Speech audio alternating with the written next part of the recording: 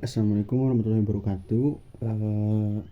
Sebelumnya izin memperkenalkan diri, nama saya Abdul Malik Auludin dengan NIM 24 11 22 11 05 dari Prodi Teknik Sipil kelas C angkatan 22 di Universitas Jenderal Ahmad Yani. Sebelumnya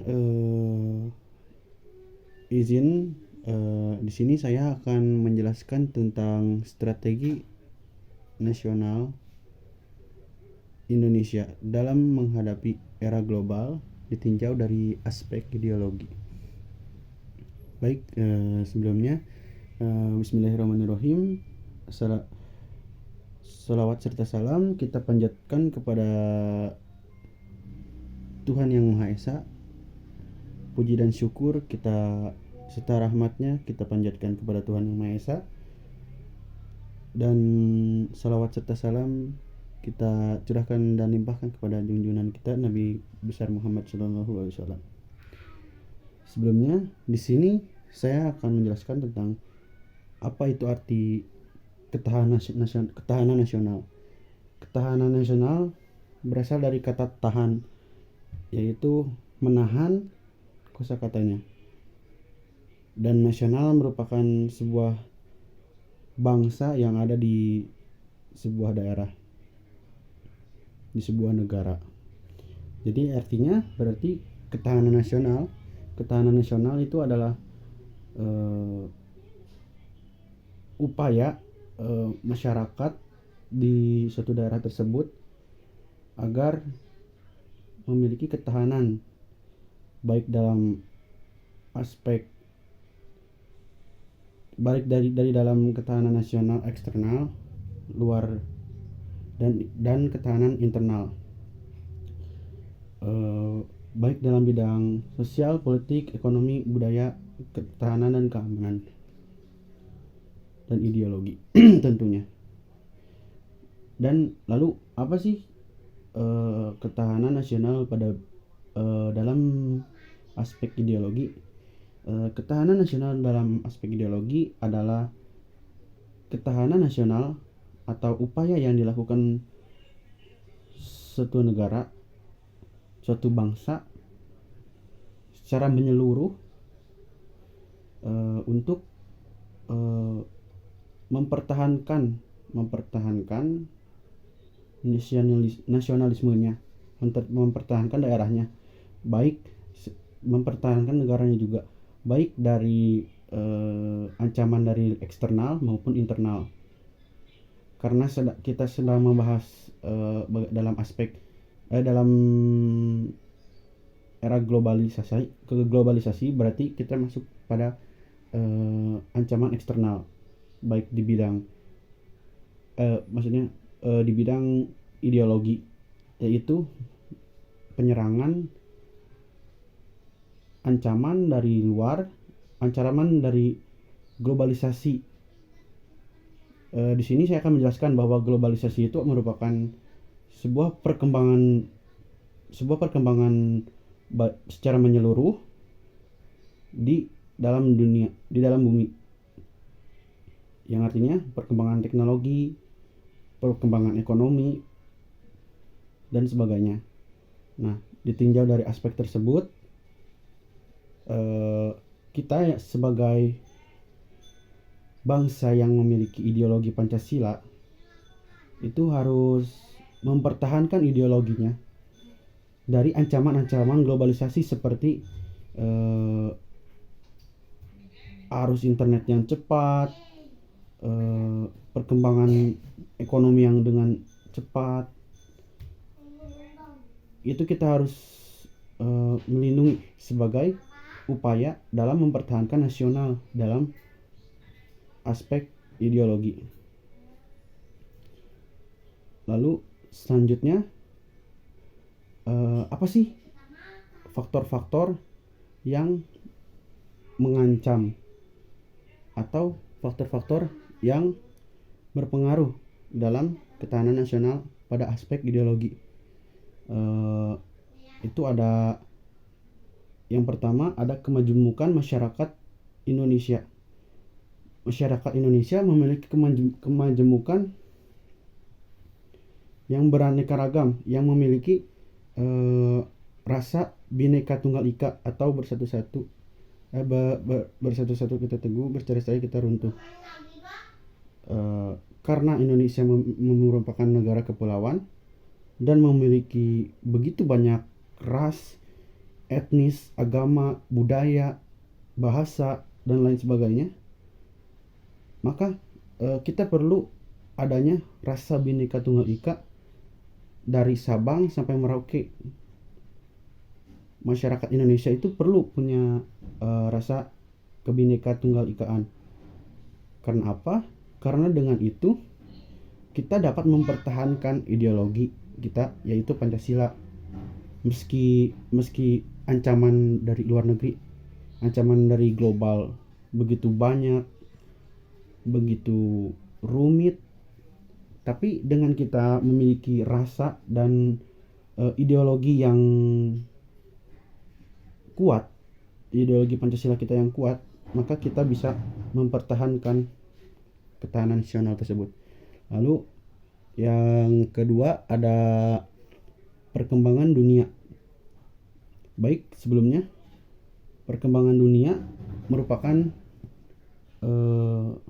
suatu perkembangan baik internet, baik teknologi, perekonomian,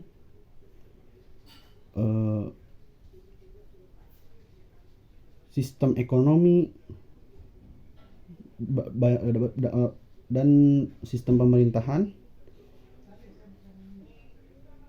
itu sangat berpengaruh. Karena apa? Jika kita tidak dapat menyaring negatif dan positif dari perkembangan dunia, maka kita sulit untuk mempertahankan ideologi kita, yaitu ideologi Pancasila. Karena apa? Karena kita harus pintar dalam mengelola apa sih yang bisa masuk dan bisa keluar. Karena perkembangan dunia itu banyak hal positifnya, banyak hal negatifnya juga. Jadi perlu adanya kepintaran dan kecerdasan dalam memilah mana sih yang positif, agar hal-hal positif dari perkembangan dunia dapat kita ambil, dan perkembangan negatif itu bisa bisa kita singkirkan. Lalu yang ketiga ada kepemimpinan. Kepemimpinan merupakan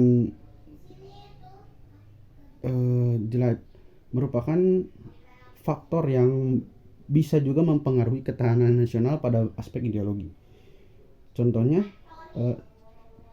kepemimpinan kita itu, karena kepemimpinan itu memiliki hak untuk mengubah sistematika atau mempertahankan, karena pemimpin itu mempunyai kapasitas dalam hal tersebut. Lalu yang keempat ada pembangunan nasional.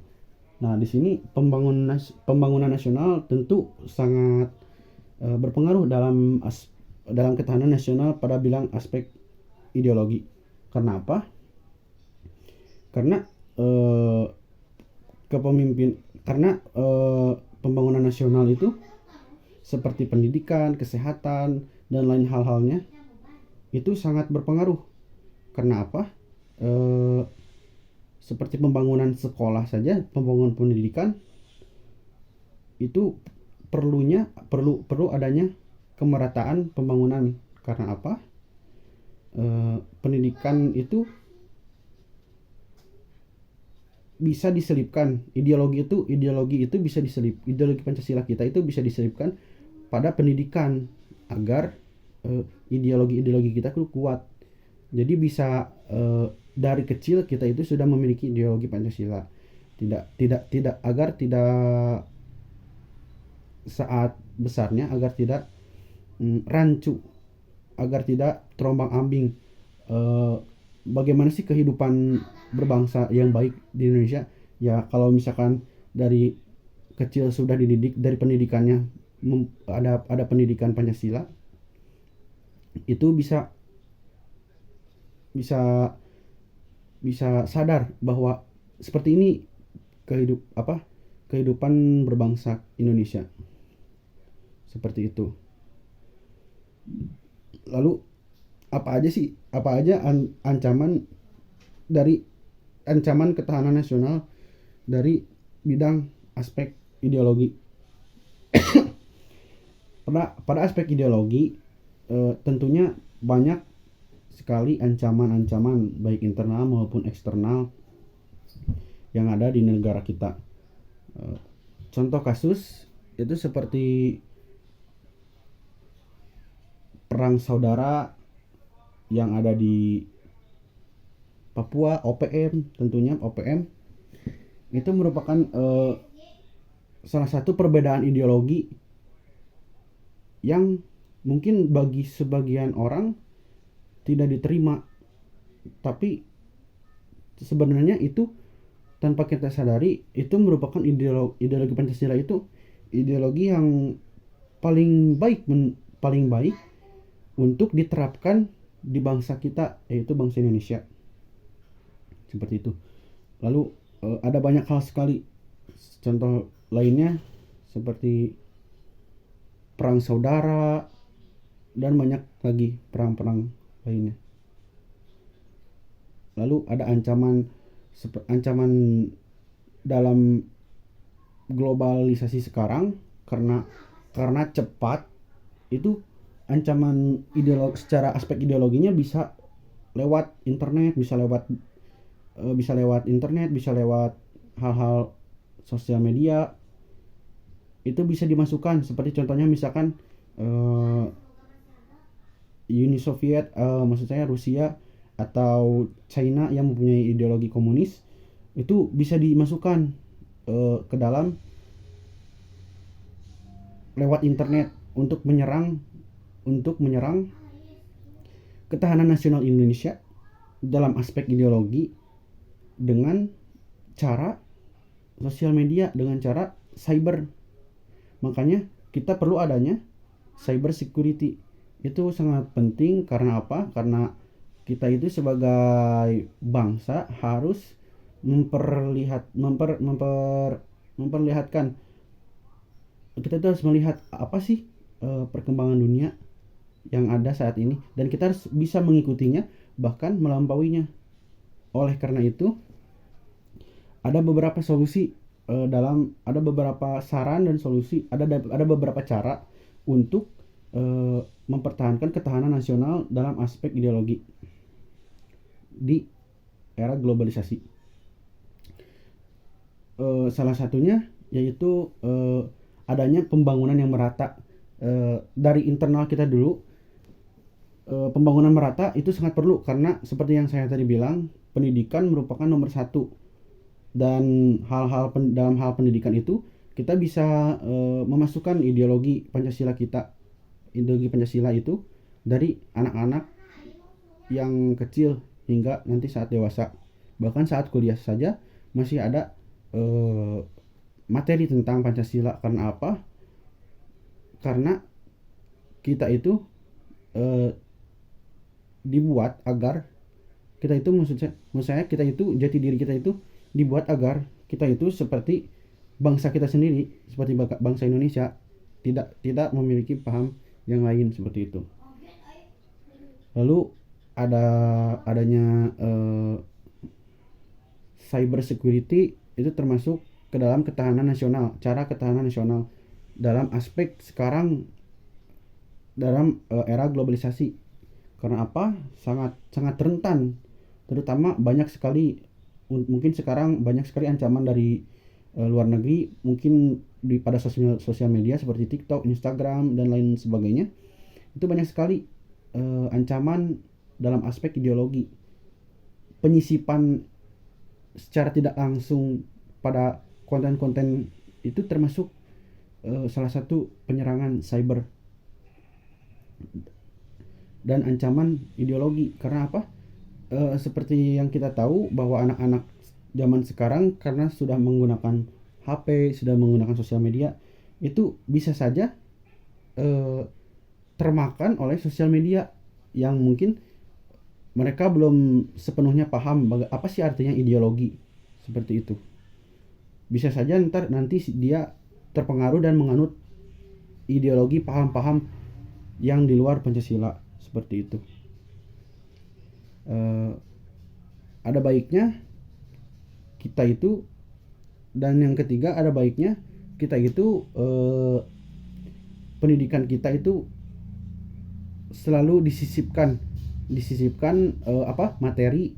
materi Pancasila itu. Karena apa? Untuk membentuk karakter jati diri bangsa, agar mereka tahu apa itu paham Pancasila dan kenapa paham Pancasila itu sangat cocok di negara kita, seperti itu. Agar mereka itu agar paham Pancasila itu tidak punah, tidak mati. Karena paham Pancasila itu dari awal kita berdiri hingga sekarang, hingga detik ini, itu mengapa bangsa Indonesia itu tetap berdiri, yaitu karena paham kehidupan kita itu ya paham Pancasila. Seperti itu barangkali. Sekian mungkin dari saya, kurang lebihnya mohon dimaafkan. Wabillahi taufiq wal hidayah. Wassalamualaikum warahmatullahi wabarakatuh.